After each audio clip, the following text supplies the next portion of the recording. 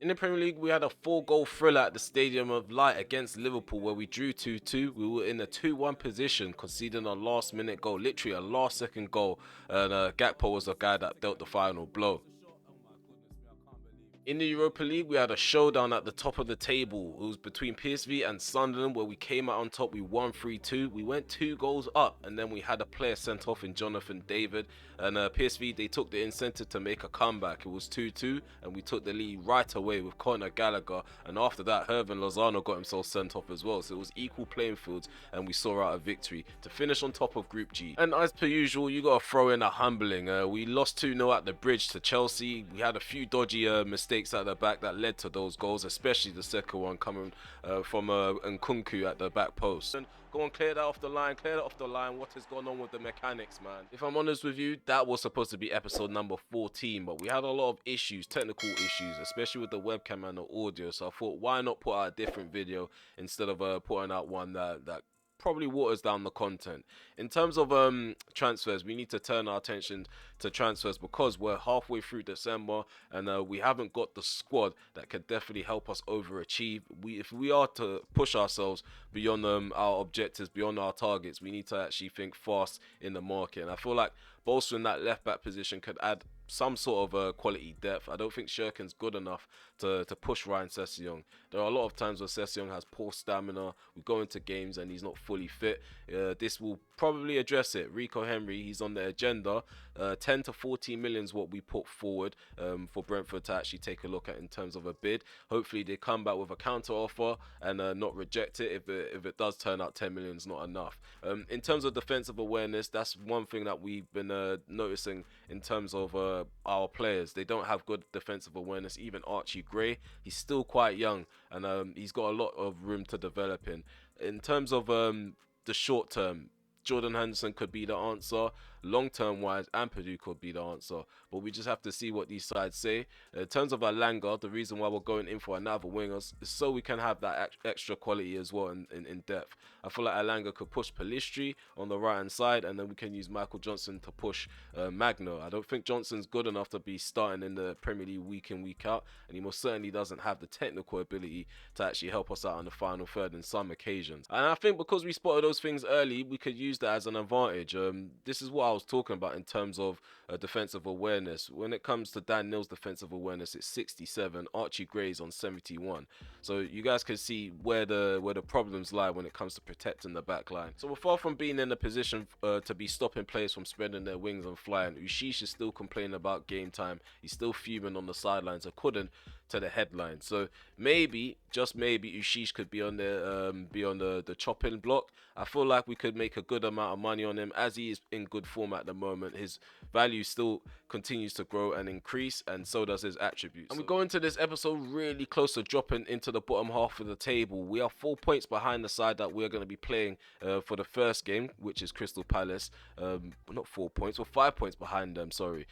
Yeah, at the top of the table, still Newcastle United. We are in a nightmare right now. Hopefully Manchester City can pick up some points, Arsenal or Liverpool. But in order for that to happen, we need to stop beating these guys in the top six, which is weird because we did beat Newcastle United and we had 3 goals. We had 3 goals on them before we went off into the interval. So I'm surprised that he managed to bounce back after that defeat. I feel like the fixture congestion is about to start weighing the squad down. We're about to head off in January as well, and it's getting worse. Players aren't having enough time to recover from the previous game. So we're going to have to go into this first one without Jonathan David in the team sheet. Adam Armstrong's going to take the spot on in the starting 11 despite being confirmed leaving us in January to the likes of Fenerbahce. But again, Nketiah, he's really knackered as well, so we're going to have to use him as a super sub. Okay, so we'll get the game kicked off at the Stadium of Light. We've dropped 5 points in the last couple of games in the Premier League, and we do want to turn it around and get back to winning ways. First, we need to get a feel of the game and the tempo. I don't know what they're planning to do. Right now, they got all their bodies behind the ball. Let's go. Sessegnon, keep that in. It's that Magno. Come on, flash this one into the box. Back post. Get ahead on that. Pelistri does. There's a save from Henderson. Eze. Learma. Goes back to his defense. Anderson into Eze. He has to Drop deep to try and receive the ball. He's in the centre circle. There we go. Come on, man. Where's the interception from Armstrong? There we go. There we go. Pellistri. Pellistri. Ball in behind. It's not good enough. Gallagher keeps trying to go out wide instead of adding that extra body in the centre to pile on pressure. Artakoglu. 2 minutes over the half-hour mark. Artakoglu does 2 ball rolls. Sends us packing. And Patterson there, alert to the shot that was incoming. Artakoglu. On stop him, man. On him, get across. Put a foot in. Artakoglu gives that to Eze on the inside. Well done, Conor Gallagher. Well done. We win a goal kick in the end. Magno. Go on, Magno. Go on, Magno. Agility is poor. Daniel. I'm going to go back. It's constant going back right now. Ballard. Need a centre back to help out. Add that extra body. Go on. Gallagher. Pellistri. Cut that back. For frick's sake, man. Final pass is just never on. It's never on. It's just poor quality. None of the sides are trying to give up anything right now. Palace make sure that they get all their players back, all the bodies back in time to defend. And so are we, but we're doing a terrible job at winning the ball back as fast as possible, and we concede a silly corner. The quality definitely needs to improve on the pitch. We're going to make a few changes. So are Crystal Palace. Don't let him get a shot off. Don't let him get a shot off. Back to keeper we go. Pembele. 76 minutes on the clock. We've got 14 minutes left to try and get all 3 points. Go and make that run, Johnston. Keep running, keep running. He makes a good run in behind. He's ahead of Hartman. Going to cut this back into Adam Armstrong. Armstrong, left foot strike. 1-0. 1-0 finally. When we make those changes, add extra bodies into the attack, that's when we start overlapping and start overrunning Crystal Palace. And it's a bit too much for them. Adam Armstrong, his 5th goal in the league. Eze back on the ball inside our penalty area. Sole. Oh, shot from Teze. It's not really testing out the keeper, but he had to make sure. We find a way to get the victory in the end. 1-0 is the scoreline come the end of this game. There was a lot of back and forth going on in the second half and the first half, actually. But we see out our 1-0 victory. I feel like it was a snatch and grab, that goal that we scored. I feel like we took advantage of a moment of madness for Crystal Palace. They were attacking, and then in the transition, we caught them off guard. Got a man of the match performance put in from our centre-back, Daniel Ballard. I feel like he put in a lot of crucial challenges. Lloyd Kelly was behind him with a 6.9. Adam Armstrong, the only goal scorer, 6.9. Michael Johnson came off the bench, got himself an assist. So far, we've got a lot of players that are above average, but we've got a few players that are below average as well. There was a lot of passengers in that game. So we've got some good news in terms of the transfer front. So actually we've got good news and bad news. We're going to start with the bad news. Henderson, that deal fell through. Etifak, they rejected it. We only put in about 4 million. That's the only amount that I was willing to part ways with in order to bring in the 34-year-old. But Ampadu, we can get him for as little as 10 million. His market value is 11.5. He's got a release clause of 28.1 million. So we've definitely avoided paying that release clause. And if we part ways with 10 million, that still leaves us with a decent amount of money to bolster another area. So I think this is a deal that we can go ahead with and sanction. So we close the gap just by 2 points between us and Crystal Palace. So we still remain 9th place with a goal difference of 3. I feel like if we continue to pick up points against sides like Palace, Leeds United, even Nottingham Forest, who are up next, I feel like we can start getting ourselves back into the contention for European football. But we're going to take it game by game. Top goal scorers in the league, Erling Haaland's topping the charts. 12 goals to Mo Salah's 10, who's sitting second. Third place is Gabriel Jesus. Jota's 4th, and Neto, he's 5th place. Who is the top goal scorer for us? It's Jonathan David with 7, so he's not too far off of being involved in the top 5. Nottingham Forest used a counter-attacking tactic, and they use a 4-3-3 formation, so this is their setup. We see Murillo. We miss Murillo, who's actually a solid centre-back, helped us out in the FA Cup final. And they've even got Sangare, Danilo, so they got a bit of protection in their midfield. So it's not going to be an easy task breaking them down. In their last 5 games, they lost 2. won 2 and drawn once. So their form is up and down. We don't know what to expect when it comes to them. They're sitting 16th, and just like Wolverhampton, we can't take them lightly, because Wolverhampton, they were sitting 19th when they beat us. And look at that, Jonathan David's still not fit. I don't understand what we have to do to get this guy back into the fold. So we're gonna have to leave him out of the squad again. We're gonna start Adam Armstrong again, and bring on Eddie Nketiah. I know Adam Armstrong is leaving, like I've mentioned before, but he's in good form right now.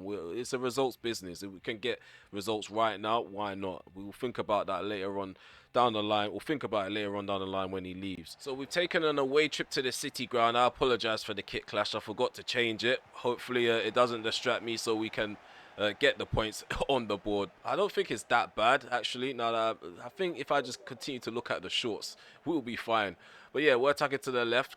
Nottingham Forest are attacking to the right, off the back of a narrow victory against Crystal Palace. I want to go on to play some good football now. I'm still expecting some sort of back and forth in this game, but I want more control over possession, and I want to create more clear-cut chances. Adam Armstrong's going to put this ball down. Adam Armstrong takes this free kick, gets up and over, hits the top of the bar. Ball goes in. Why would you chest control that? Just clear it out first time. Throw that out. Michael Johnston up against Urier. Get a better of him, and in the approach to go direct, we've got Adam Armstrong in the middle. Adam Armstrong turns out, right foot strike. It's a simple finish for the Englishman. And the 27-year-old has bagged another goal. That's his 6th in the league this season. Okay, so we managed to get forward down the left-hand side. Michael Johnson did well to go direct on Serge Aurier, and he got the better of him in that foot race too. Plays it to his right, and there's a simple finish for Adam Armstrong once he turns out. Not enough movement, man. Daniel didn't look like he wanted to get away from the guy that was marking him. Adam Armstrong was taking long to make that run. There's a 1-E. Daniel, man. Daniel, come on. Do better than that. Yeah, clear your lines. Well done, Shirkin. Flick that on. Played by Adam Armstrong. Johnston. Armstrong. He returns it. The Irishman gets past Urier again. Going to give that to Armstrong. Referee, watch him. Slip that into Daniel. Come on, referee, man. He did make contact in the end.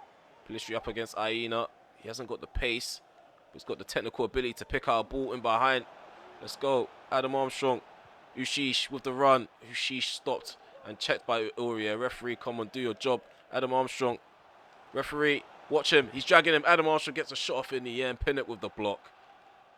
Yeah, the football does need to be polished a bit in order to probably get the second goal. Just need that extra cutting edge in the final third, and that's what's preventing us from actually going ahead and taking control over the game. It's just poor passing like that. The game had other ideas. Good challenge there by Michael Johnston. Gets the ball from Urier, who's had a nightmare of an evening up against the Irishman. We find Adam Armstrong. We play it back into Johnston. There we go. Ushish. Turn. Right foot strike on the edge of the box. It's a save from the goalkeeper. Had our fair share of cracks up breaking them down with the direct approach. Going to slow things down. Let players get their breath back. Ushish. Ushish. Referee. He claims that's a good tackle. He claims that's a good tackle. 3 changes. We are going to take off Gray, bring on Conor Gallagher. He's going to sit on the right-hand side of the midfield. And in CDM, we're going to have Dan Neal. Hopefully his defensive awareness doesn't let us down. We're in a winning position right now. Bellingham is going to take that left-hand side of the central midfield area. Maddo's on the left-hand side now. So, see if we can get another goal now. 20 minutes to go. Johnson takes that down. Gallagher can turn. Ooh, there's a ball to be played into Armstrong. He's played into the gap. Murillo's trying to catch up with his former teammate. He does enough to put him off. And then his centre-back partner comes back in time to actually make the challenge. Come on, let's apply pressure on their first touches. Aina. Come on, Pembele, do better than that. I thought Pembele was actually going to get the ball back for us. Mangala. Danilo, tricky footwork on the edge of the box, gets the shot off. Good save by Patterson. He's getting congratulated by Shirkin and the rest of the back line. We'll crossed in. Go on, Magno, get ahead to that. I think that's Broja with the header. Patterson just about holds on to that. There was a lot of power behind it, clearly. We're going to see out another 1-0 victory. It seems like the case. There we go. Joe Bellingham, Magno, Steppies, get past Mario. Sergio Aurier trying to keep up with the Brazilian. The Brazilian's got a bit too much energy and pace down his left-hand side. We're going to find Joe Bellingham on the cutback. Bellingham, get the shot off, please. It's tipped out. Conor Gallagher gets on the end of the rebound. He's offside. 1-0 victory. 1-0 victory against Nottingham Forest. I mean, it was one of them games where it was really cagey, just like the Palace game. We worked hard to get the goal in the first half, but after that, the rest of the business had to be done in the defence. Not enough chances created in this game. 52% to our 48. 1.8 was our XG. 0.1 for Nottingham Forest, despite having 2 shots. I think those 2 shots must have been on target. Yeah, they were. If you guys remember from season 1, we had a bit of a phase in the championship where we were just seeing out victories, and that was definitely enough for us to solidify a spot in the top 2. If we can continue to see out victories, maybe we could find ourselves climbing back up into the battle for the Europa League, the ECL, because ECL is still a competition that would be good for us to be in. Even though we're in Europa League, we're not going to look down at that competition or turn our noses up at it, because the fact that we're in Europa League is a massive surprise anyway. So one of the players that definitely need to go is Jay Matete. We've not given him enough game time. We're barely giving Luke O'Nien game time as well, so we might have to think about him. We don't want to have too much of a turnover in players leaving and joining. So we're going to make sure that we get rid of the priorities, and Jay Matete is one of them. Ethan Barnard, he's still struggling to get a loan move. And in regards to the Alanga deal, we've hit a roadblock with that one as well. So Nottingham Forest, they don't want to part ways with their winger. And we've got some brilliant news for Rico Henry as well. So 12 million, that's been agreed between Sunderland and Brentford. So his market value is 14.5 million. So we're almost 2 million underneath it. If we can bring in another left back, like I said at the start of the episode, we could be pushing Ryan Sessegnon to the fullest, and also getting the best out of the squad, especially down that left hand side defensively, and getting forward as well. Because I feel like going down the right hand side, I'm really comfortable, because we've got Pembele and Hume. They're roughly the same ability, but when it comes to Sessegnon and Shirkin, there's a massive drop. Shirkin, he did put in a good performance defensively, but getting the ball forward down the line with Shirkin is a nightmare. Luke O'Nien wants in the next game. I feel like we have enough legroom to actually rotate for this final game. It's match day 6 in Group G. We've already confirmed top spot, so we can rotate a bit, but we also want to maintain our unbeaten record in Group G as well, because we had a lot of doubters going into this league campaign. We had a lot of doubters going into the group phase, and I feel like being unbeaten is definitely going to be a badge of honor for us. But the last game of this episode against Bordeaux is going to be a 5:55 p.m. kickoff, and we're going to start with Patterson in goal. Pembele's at the back with Ballard, Doyle and Sessegnon. In our midfield is O'Nien, Bellingham and Ushish. On the right hand side up top we have Pelistri, down the middle is Nketiah, and on the left we have Magno. Okay, we need to give them some pushback. The last time out we were supposed to get all 3 points, but they somehow managed to get a last minute equalizer. So we need to show them which side is superior out of the two. In terms of the side, we have rotated quite a bit. Despite doing so, I feel like we can still come out Group G unbeaten. All we need is a draw or a victory. Well done, O'Nien. Nketiah, let's go. Pelistri on the ball, does well. Gives it to Nketiah in the gap. Nketiah slips it into Ushish. It's 1-0. Ushish, the Frenchman, hits the back of the net. It's a nicely worked goal. We pick them apart. Pelistri does really well, cutting in on the inside, finding that initial ball into Nketiah. And I feel like the ball that's played before the assist is something that needs to be congratulated more than anything else. But Ushishi does the honours. Oh, look at this. Badji is in behind. This was all preventable. All preventable. Good save there by Patterson. Take the free kick. Doyle. Ushish back into Doyle. Drill that. Low and hard into Pembele. Switch play again. Go to the left. Sessegnon goes up the line. There's Magno. Magno's going to burst into the middle. Magno has an option to give that to Nketiah. Nketiah almost brought down. Keeps his balance. Plays it to his right. There we go. Pelistri. Nice footwork. We need a shot at the end of this. Joe Bellingham. Barely any pace behind that. More elevation than anything. It's a simple save for the keeper to make. Ballard. Pembele. Take that down, Doyle. Don't get put off by Badji. Keeps the ball under control quite well. the Man City loanee. Let's go Ushish. Pembele, we're going to play it into the gap. There's Job. There's Job. First touch needs to be worked upon. 18-year-old's not really had a good spell in the first team squad since we've been promoted to the Premier League. It's just definitely not his level. Probably need to think about his development elsewhere. And Ketia, Magno, Steppies. Nope, drops the shoulder. Magno, need options. We find Ushish in the middle. Ushish, the goal scorer. Ushish, still shielding the ball. Back heels it. Magno's there. Magno, go on. Need to get a shot off. We do. Gregerson's in the way. Okay, that was a forced shot. See if we can get a one on target from this corner. Ballard on the edge of the box. Left foot strike. Simba blocks it out. Deflects out for a corner. Our marker's gone. It's still only 1-0. The quality of passing in the final third's been really poor. Pilistri and Ketia. Fizz that to the left. No, it's blocked, but it might be better for us. Joe Bellingham gets the shot off. The keeper makes the save. There's a bit of a mess going on at the back. Ball still kept out in the end, though. 9 minutes to go. 9 minutes to go, and then we can confirm ourselves as unbeaten in Group G. Hume gives that to Gallagher. Gallagher plays that in the centre. Tried to get the ball down with Oscar. Somehow we've handled it. Joe Diaz turns. Plays the ball to his left. Liverlon gives that to Weisbeck. When we need players marking in the centre. Ball played back post. Those back post crosses are really crucial. We can't afford for those to actually go in like that.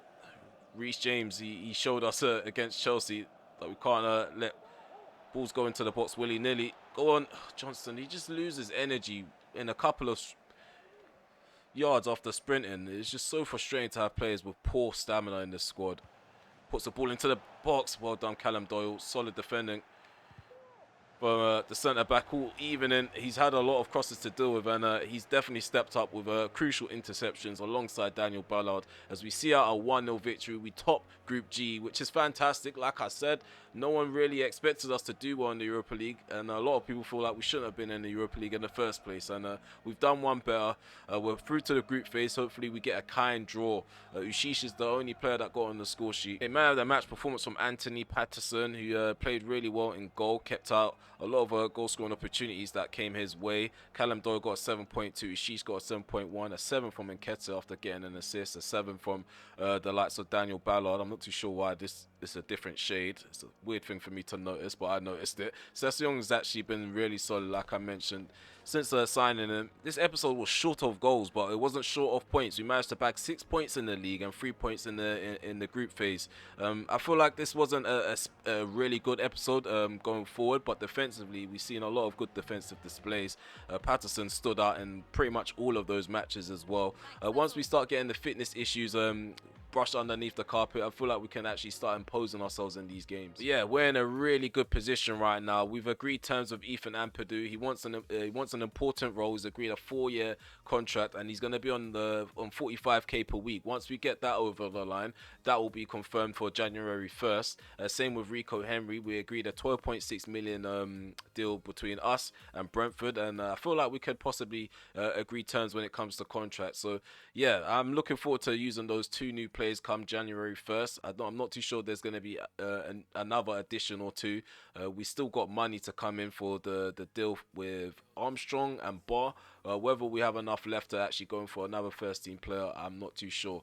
We currently have 22 million to our name, like I mentioned in the previous episode. So yeah, let's just keep our fingers crossed and just keep our eyes on the ball when it comes to the scouting reports, because yeah, there are definitely some gems out there, definitely some gems that are suited to the system. It's just whether we can free up some money and whether it makes sense to go in now in January or just wait until the summer. So come the end of the episode, Armstrong's really close to hitting double figures just before he leaves our squad, leaves our club. He's on 8 goals and 3 assists. That's 11 goal involvements in 14 matches. Might be regretting agreeing terms to let him go. Who knows? Who knows how things are going to pan out, because right now I am regretting selling Clark to Newcastle United. I'm not regretting selling him, but selling him to Newcastle United has definitely helped them out on that left-hand side. I feel like they're getting more goals, which is helping them with their title charge.